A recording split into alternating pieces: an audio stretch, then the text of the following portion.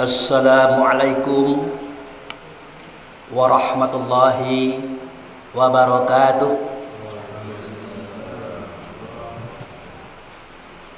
Alhamdulillah wa syukurillah lillahi ta'ala rahmatillah alaina aina fi subhi hadara fi musalla insyaallah rahmatullahu alaina wa ala nabil karim Muhammad sallallahu alaihi wasallam hayya sallimu alaihi Allahumma sholli ala sayyidina Muhammad wa ala ali sayyidina Muhammad amma ba'du.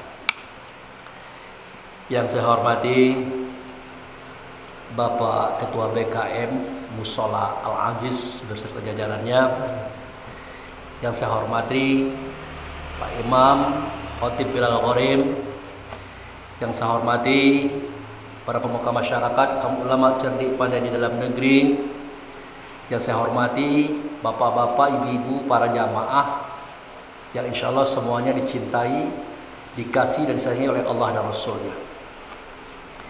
Kita banyak bersyukur kepada Allah, dengan anugerahnya kita diberi kesehatan dan kekuatan, sehingga dengan itu kita dapat hadir dan datang di mushola yang kita cintai ini.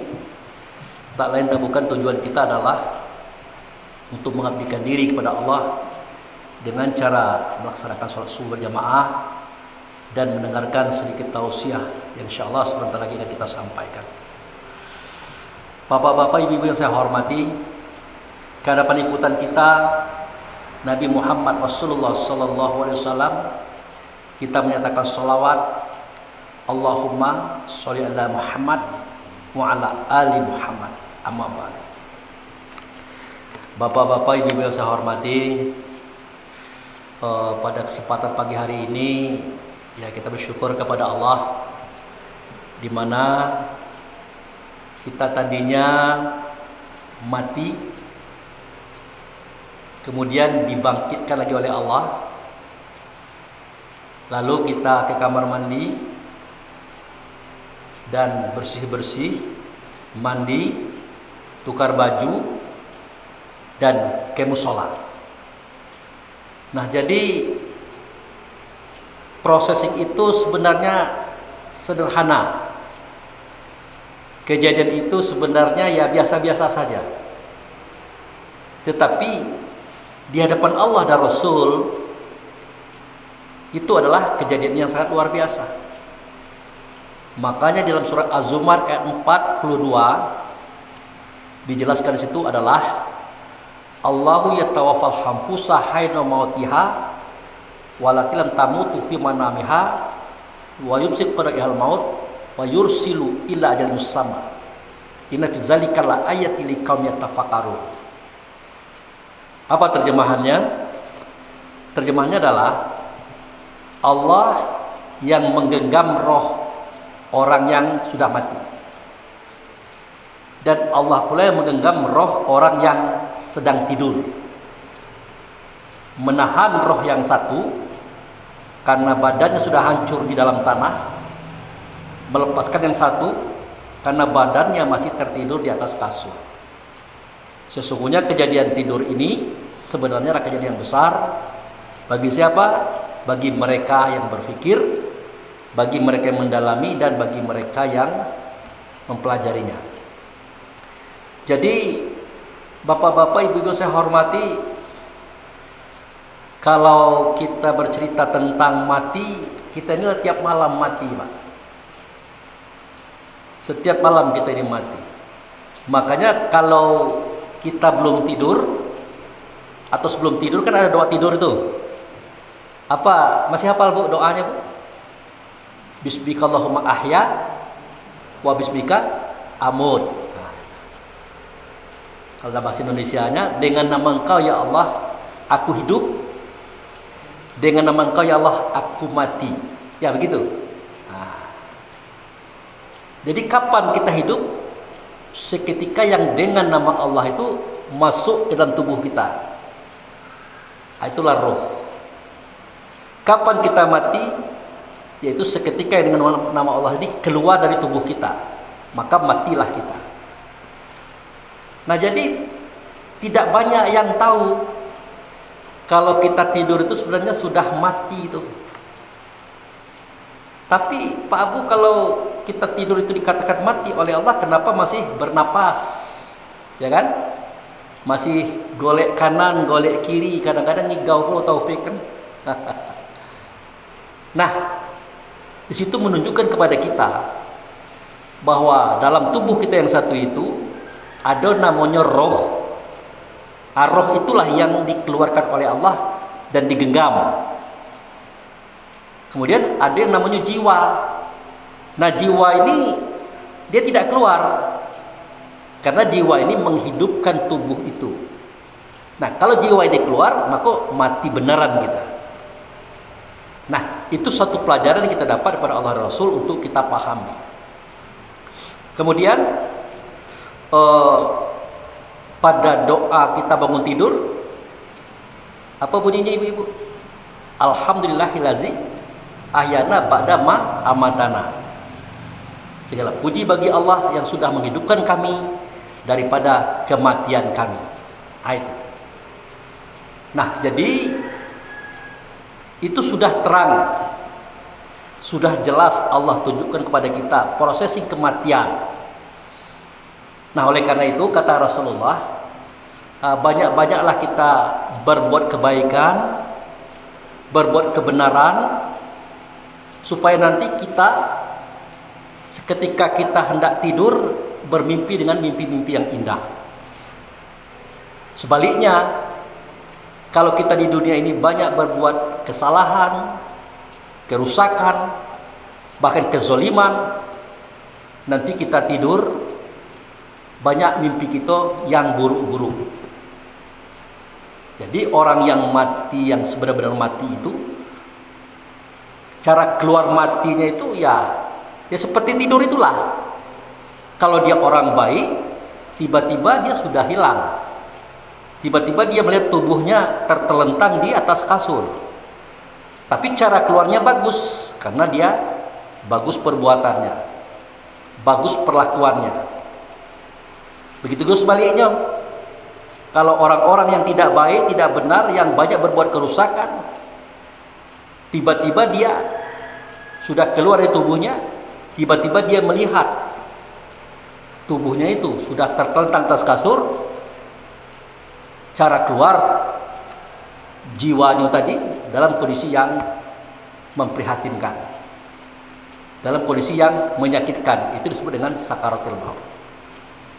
Jadi Bapak Ibu saya hormati, kenapa pada keterangan yang pertama saya katakan seketika ruhnya keluar, ruhnya melihat tubuhnya tertelentang di atas kasur dalam posisi tenang dan baik, karena ada beberapa hal yang dilupakan oleh orang, bahwa kita diharapkan oleh Allah Subhanahu wa taala berserta Rasul, kalau bisa roh kita ini keluar dulu dari tubuh ini, barulah malaikat maut mencabut jiwa. Itu makanya kenapa tadi saya mulai dari roh dan jiwa. Kenapa sudah demikian? Kalau roh dulu keluar dari tubuh kita, cukup dipanggil dengan oleh Allah ya, dengan kalimat wahai jiwa yang tenang, kembalilah kepada Tuhanmu dengan ridho dan diridhoi. Maka tiba-tiba dia keluar, kata Rasulullah, sebagaimana keluarnya air dari cerek ditampung dengan gelas, kemudian dibawa pulang. Itu kalau rohnya keluar duluan, malaikat maut datang mencabut jiwa. Nah, jiwa inilah yang luar biasa cara mencabutnya. Kalau orang-orang itu baik, mudah mencabutnya. Kalau orang itu buruk, beratnya bukan main. Ada yang 3 jam, ada yang 3 hari, ada yang seminggu. Bahkan malaikat maut sampai kesulitan mengeluarkan. Itu diundang pula beberapa malaikat, berupa 3.000 malaikat masuk dalam tubuh, diperas-peras badannya, darahnya, tulangnya, uratnya, baru dia keluar. Udah seminggu. Nah, tetapi kalau orang baik, rohnya keluar dulu, barulah jiwanya dicabut oleh malaikat maut dengan tenang. Nah, seketika jiwa itu keluar, dia nanya ke malaikat maut, mana roh tadi, kawan saya tadi? Karena sewaktu saya hidup dulu, si jiwa tadi dengan si roh itu lah berkawan. Memang si jiwa ini asal muasalnya memang tidak baik. Sifatnya pantang kelintasan, pantang kerendahan, pantang kurang, pantang kalah. Bawaannya itu iri dengki kepada orang sukses. Bawaannya itu ingin menjadi orang besar, orang suci, hebat, itulah. Bawaannya itu rakus, pantang kekurangan. Bawaan itu pantang tersinggung. Digabung sifat itu muncul 10 sifat. Ajib, riya, takabur, iri, dengki, hasud, tamak, loba, dan sombong. 10 tambah 4, 14 muncul 3 sifat. Benci, dendam, menghancurkan. Itulah perangai jiwa.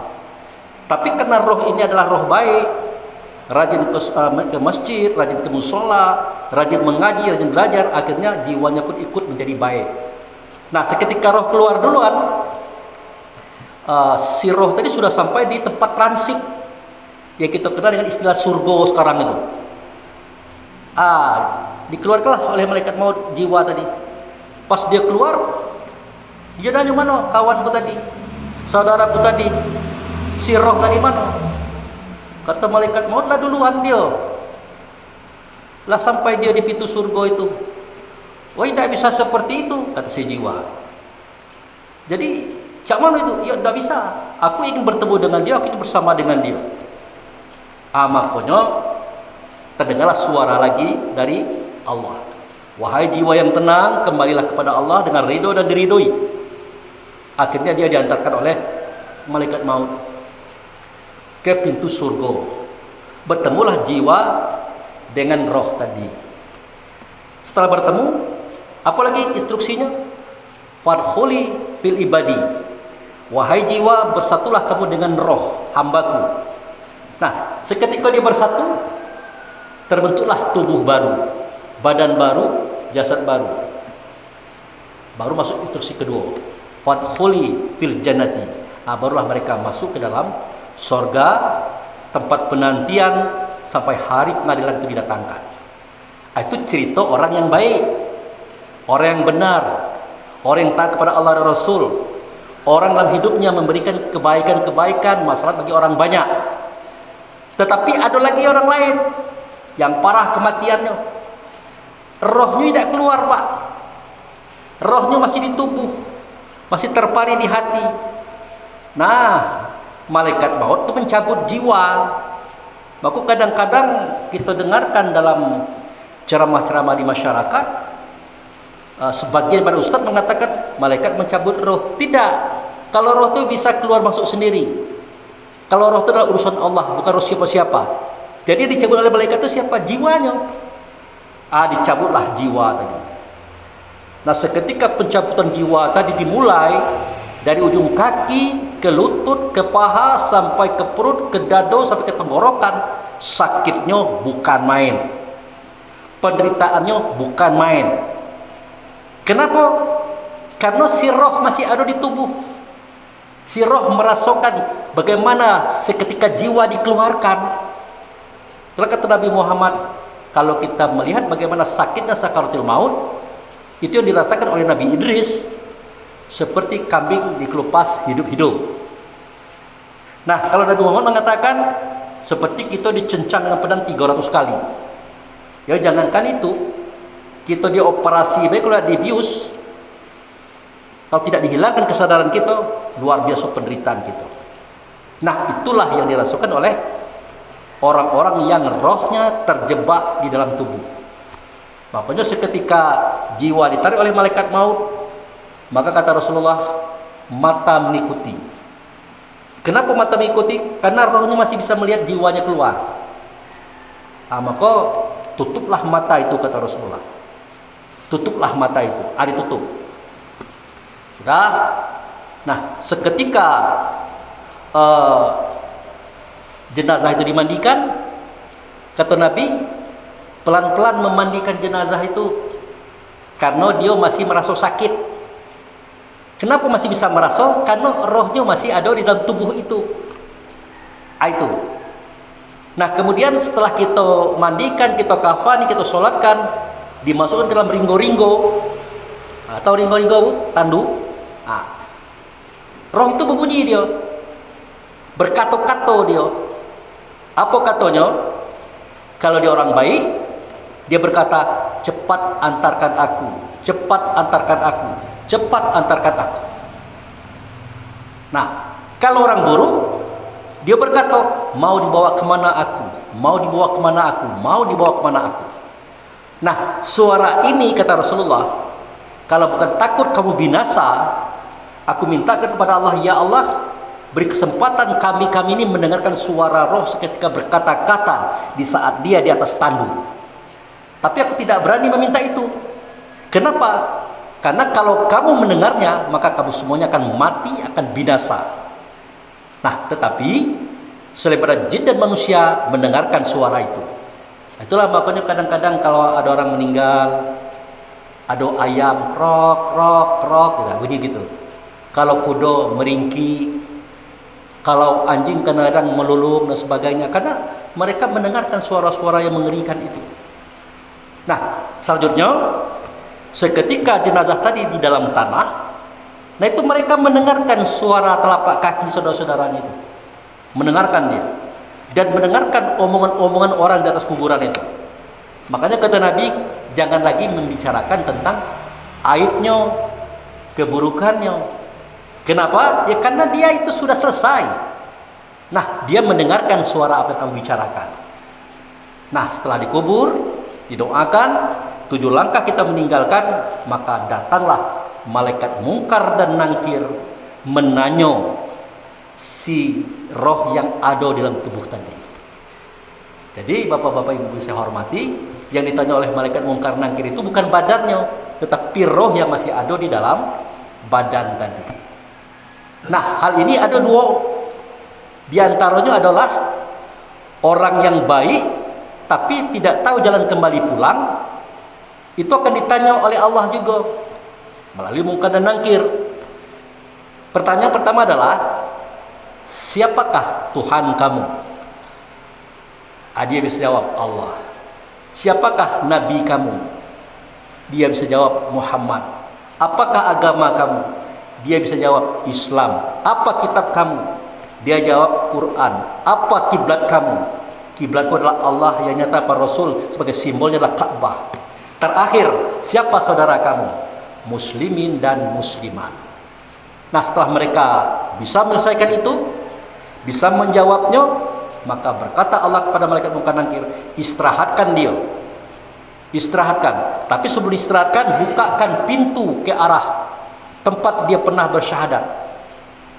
Di tempat dia pertama kali mau diturunkan di muka bumi. Maka dibukakanlah pintu hijab. Malaikat mungkar nangkir tanya, hei Fulan, coba kamu lihat siapa itu? Ingat tak kejadian waktu itu?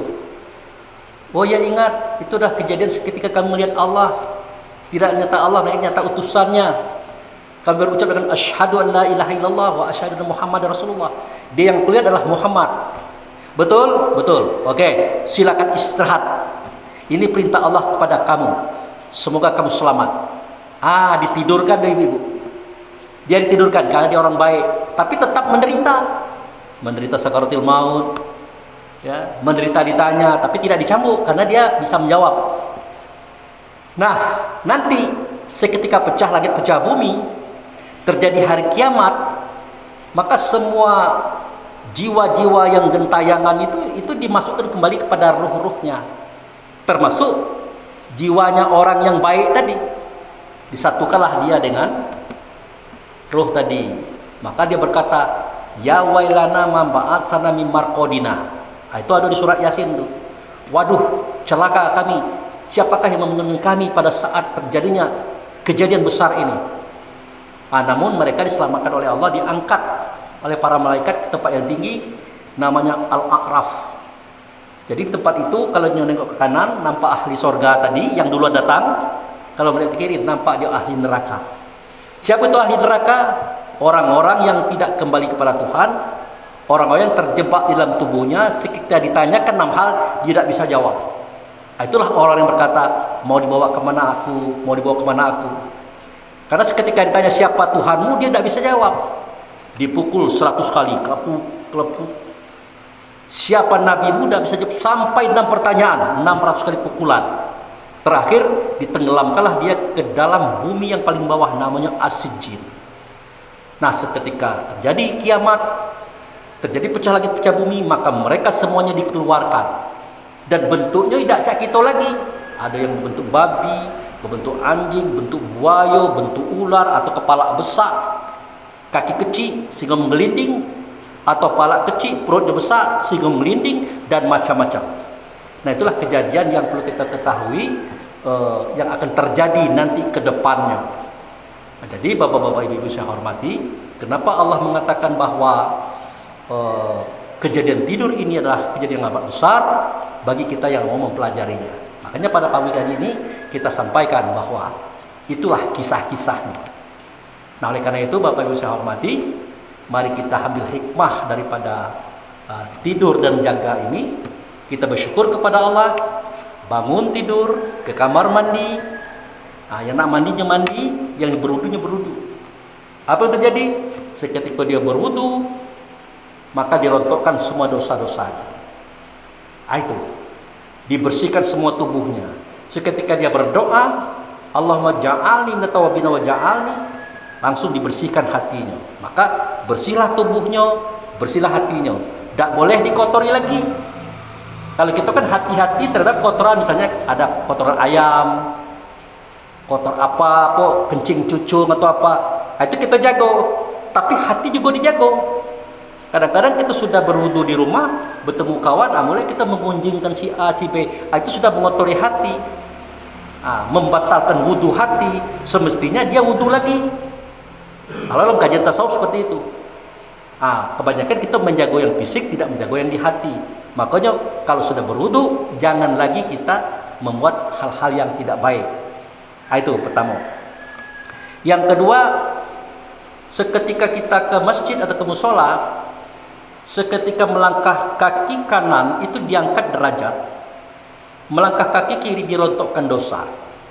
Kini kamu sampaikan apa itu dosa. Dosa itu efek buruk dari perangai buruk kita. Bentuknya apa? Bentuknya penyakit. Penyakit apa? Penyakit apa saja. Makanya dikatakan fi qulubihim maradun fazadahumul marada. Dalam hati itu ada penyakit, maka hati itu penyakit itu melimbah-limbah, melorot, jatuh ke tubuh. Nah, itulah ketika kita berwudu dia jatuh. Berarti dikurangi dosa, dikurangi penyakit. Itu juga orang yang berjalan, langkah kaki kanan diangkat derajat. Apa itu diangkat derajat? Dimuliakan oleh Allah. Kalau dia bodoh akan dicerdaskan, kalau dia miskin akan dikayakan hatinya, kalau susah hidupnya akan dimudahkan jalan hidupnya. Itulah langkah-langkah kanan yang dilakukan oleh orang yang pergi ke musola ataupun ke masjid. Itu. Dan itu juga jangan dikotori. Apalagi masuk pintu masjid, berdoa kita, Allahumma ftah alayya abwabul jannah, dibukakan, masuk. Kemudian kita sholat sunnah tahiyatul masjid, sholat sunnah yang lain, sholat berjamaah. Pokoknya dalam kajian-kajian itu, amalan-amalan itu, Allah memberikan kepada kita fasilitas, pahala, duit akhirat, supaya kita bisa beli rumah di alam sana, perabot di alam sana, kendaraan di alam sana, serta kesenangan kebahagiaan di alam sana. Itu aja dulu pengajian kita pagi-pagi ini. Kalau ada pertanyaan boleh bertanya, kalau tidak kita tutup. Ada bapak-bapak, Pak Pen, ada pertanyaan? Belum? Ibu-ibu? Jadi itu saja bapak-bapak, ibu-ibu saya hormati. Mulai daripada tidur kita membaca doa sebelum tidur. Apa tadi doanya? Bismikallahumma ahya wa bismika amut. Dengan nama Engkau ya Allah, roh itulah yang dengan nama Engkau. Namanya mukmin. Nama Allah yang keenam. Aku hidup kapan? Seketika dia masuk. Dengan nama Engkau aku mati kapan? Seketika dia keluar kembali kepada Tuhannya dalam genggamannya. Itu Az-Zumar ayat 42. Kemudian setelah kita bangun, jago, itu roh kita dibalikkan lagi. Kita mengucap Alhamdulillah illazi ahyana ba'da ma amatana. Segala puji bagi Allah yang sudah menghidupkan kami daripada kematian kami. Artinya roh dibalikkan. Makanya kita hidup. Itu. Kebanyakan orang dia sudah tidur tak bangun-bangun lagi. Kenapa? Karena rohnya sudah dibalik-balikkan. Maka kebanyakan orang meninggal dalam tidur itu karena rohnya tidak dikembalikan. Demikian Bapak Ibu saya hormati, lebih dan saya mohon maaf. Wabillahi taufiq wal hidayah. Assalamualaikum warahmatullahi wabarakatuh.